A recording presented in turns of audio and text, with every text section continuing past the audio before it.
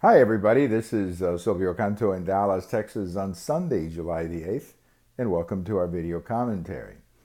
You know, President Trump has apparently sent a letter to the allies, our NATO allies and so on, Western European countries and so on, telling them that they must keep up with their defense expenditures. As you probably know, NATO requires countries to put aside a certain percentage of their GDP. I think it's 2% of their GDP on military investment, and many countries have not done that for many years. Now they've gotten used to the idea that the United States will defend them. Well, the United States, yes, has defended Europe for years.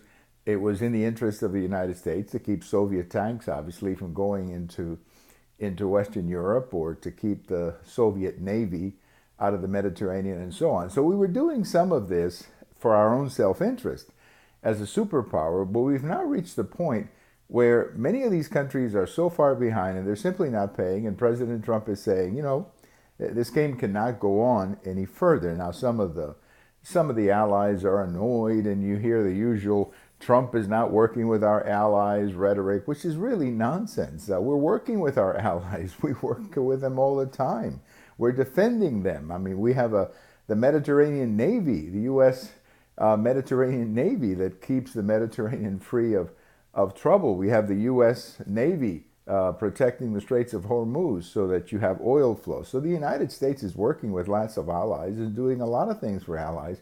But President Trump is simply sending a message that, hey, you've got to do what you got to do. You got to pay for whatever you're supposed to pay. And I think this is a winning message for President Trump with the American people, who obviously have been carrying the burden of defending the West for the last 50 or 60 years. And I think it's a necessary message with many of the allies. Now, some of the allies understand this, and they are obviously doing what they have to do. There's also a story in some of the Western press here in the last couple of days that the Europeans are scared to death that President Trump could, in fact, pull the troops out of Europe, which, of course, would create a tremendous security problem for them. But I think the best solution to the problem is simply for countries to pay what they have to pay, which is a percentage of their GDP. If they don't have troops, they simply apply a certain percentage of their GDP to defense, and they need to do that if they want the American people to continue defending them. This is, to me,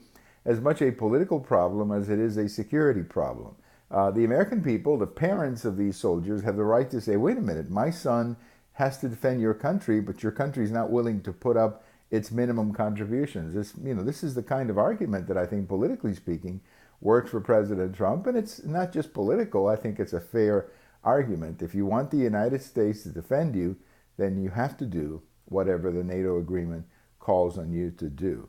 We have all of these videos over at YouTube. We have them on Twitter, and we have them on my blog. And if July 8th is your birthday, have a nice birthday. Bye-bye, everybody.